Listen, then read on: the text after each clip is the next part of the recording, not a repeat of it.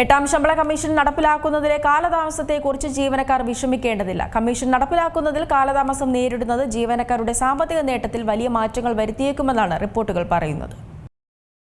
എട്ടാം ശമ്പള കമ്മീഷൻ നടപ്പിലാക്കുന്നതിനായി കേന്ദ്ര സർക്കാർ ജീവനക്കാരും പെൻഷൻകാരുമൊക്കെ ആകാംക്ഷയോടെയാണ് കാത്തിരിക്കുന്നത്. എട്ടാം ശമ്പള കമ്മീഷൻ നടപ്പിലാക്കുന്നതിൽ കാലതാമസം നേരിടുന്നത് ജീവനക്കാരുടെ സാമ്പത്തിക നേട്ടത്തിൽ വലിയ മാറ്റങ്ങൾ തന്നെ വരുത്തിയേക്കാമെന്നാണ് റിപ്പോർട്ട്.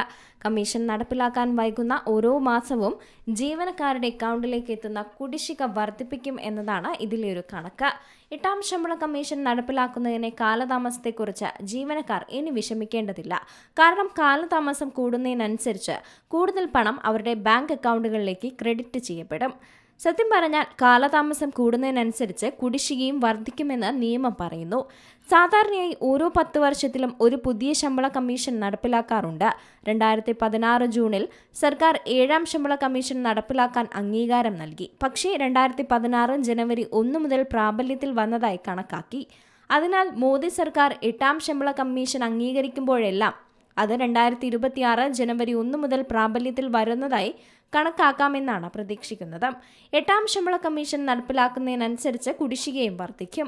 വർദ്ധിച്ച ശമ്പളം 2026 ജനുവരി 1 മുതൽ നൽകുമെന്നായിരുന്നു ആദ്യ അറിയിപ്പ്. ഒരു കേന്ദ്ര സർക്കാർ ജീവനക്കാരന്റെ ശമ്പളം 10,000 രൂപ വർദ്ധിപ്പിക്കണമെന്ന് കരുതണം. 8ാം ശമ്പള കമ്മീഷൻ 2026 ജനുവരി മുതൽ പ്രാബല്യത്തിൽ വരുന്നതായി കണക്കാക്കിയാൽ അതിന്റെ പേയ്മെന്റ് 2027 മെയ് മാസത്തിൽ ആരംഭിക്കുകയും ചെയ്താൽ കഴിഞ്ഞ 15 മാസത്തെ കുടിശ്ശികയായി ജീവനക്കാർക്ക് 1.5 ലക്ഷം ഒറ്റ തവണയായി ലഭിക്കും. ഇതിനർത്ഥം ജീവനക്കാരുടെ പണം എവിടെയും പോകുന്നില്ല എന്നാണ്.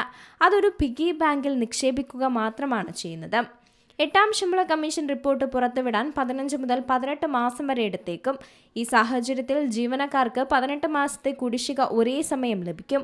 ഇത് ജീവനക്കാർക്ക് ആശ്വാസമാകുമെങ്കിലും ഒരു വർഷത്തിനുള്ളിൽ ഇത് സർക്കാരിൽ കാര്യമായ സാമ്പത്തിക സമ്മർദ്ദം തന്നെ ചെലുത്തും. 2028 സാമ്പത്തിക വർഷത്തിൽ ശമ്പള ചെലവ് 40 മുതൽ 50% വരെ വർദ്ധിക്കുമെന്ന് ICRA കണക്കാക്കുന്നുണ്ട്. 7ാം ശമ്പള കമ്മീഷൻ സമയത്ത് 6 മാസത്തെ കുടിശ്ശിക മാത്രമേ നൽകിയിട്ടുള്ളൂ.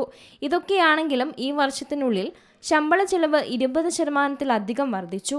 6ാം ശമ്പള കമ്മീഷന്റെ കാലതാമസം കാരണം 2.5 വർഷത്തിലധികം കുടിശ്ശിക നൽകേണ്ടി വന്നു.